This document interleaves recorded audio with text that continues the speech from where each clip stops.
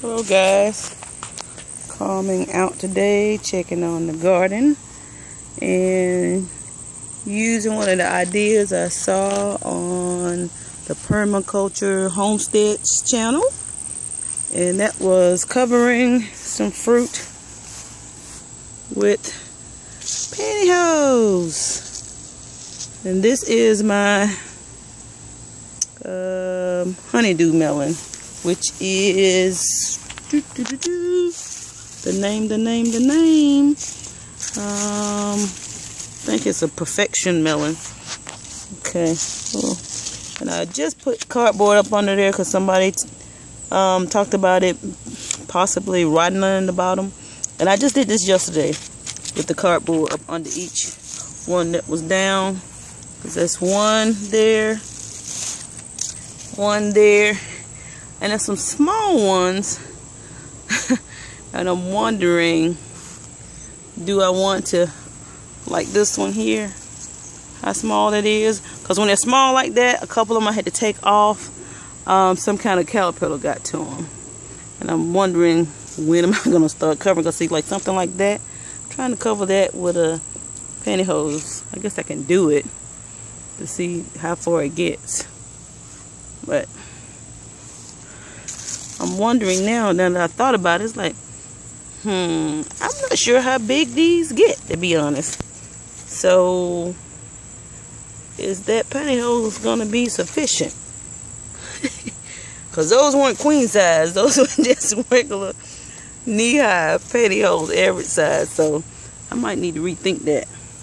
May be able to do it on my Minnesota midget cantaloupes. Okay, here, this is the Crimson Sweet watermelons, and now for a decent size I have one. Ooh, that's the baby that I've been watching too. And I found another one back here, 3, and then around the back side of the trellis is 4. Now I'm wondering, do I even need to really consider that, covering these, since these are much harder than those other melons. The rind is harder, so I don't think I'm having any problem with caterpillars. It's my Minnesota midget. Oh, it looks like they're right. Oh, somebody's been messing with this one. Look at there. What what happened when it came off? I just checked these yesterday and they didn't look like this, and it's not attached or anything. Oh God, you can smell the sweetness coming off this thing. Okay, and I had a couple of more on here. Yeah, see, there's a little knot there.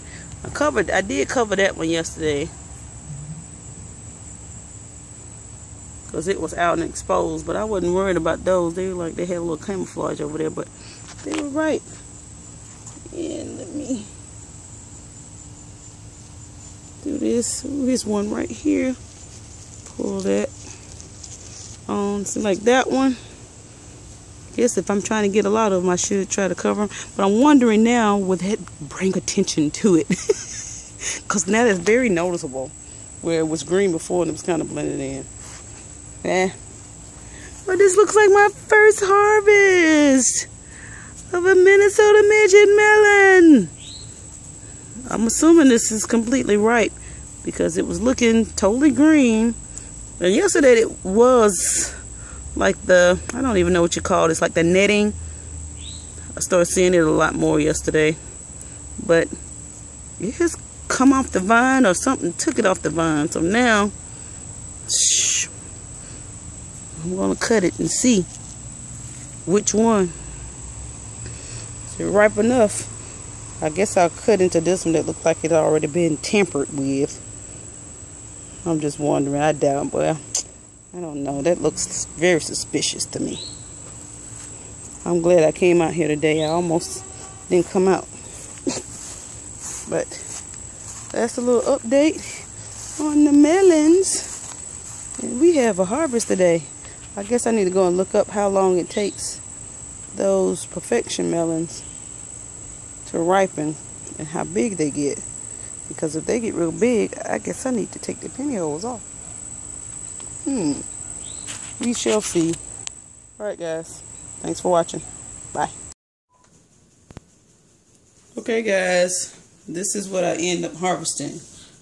We got 2 of the Minnesota Midgets melons, 2 of the golden zucchinis, a few of the asparagus yard-long beans, of course more okra, more cucumbers, and I end up pulling my Armenian cucumber, quote-unquote melon plant. It didn't look like it was getting any bigger, and I can't tell if this is ripe or not, or if this is even edible. I guess I'll cut it and find out. And some of the orange Rossellini tomatoes. I pulled these before they were totally ripe, so they have to ripen up in here, because something got the last one that was ripe. By the time I got out there, it was on the ground, so I've started pulling them when they're about like that, when they first start blushing. This is closer, and I think this is green grape, which is close to, it's not ready yet. But I had already cut, because I was so anxious, I had already cut the Minnesota Midget Melon and thought, I guess I could show you guys too. It smells so good. This thing smells so good. Now I've tasted it, and personally, it's not sweet enough for me.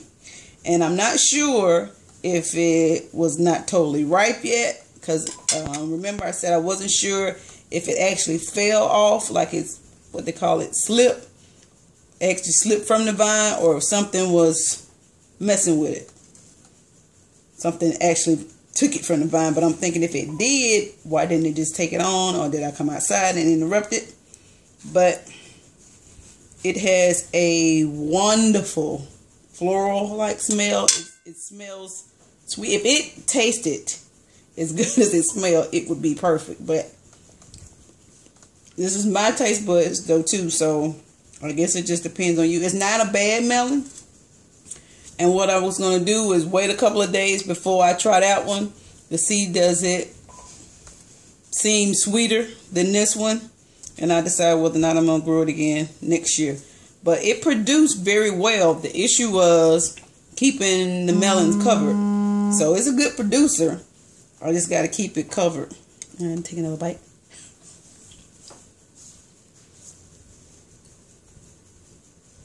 And as I chew, I think about Jim, the Midwest gardener, and hoping that you don't hear me smacking.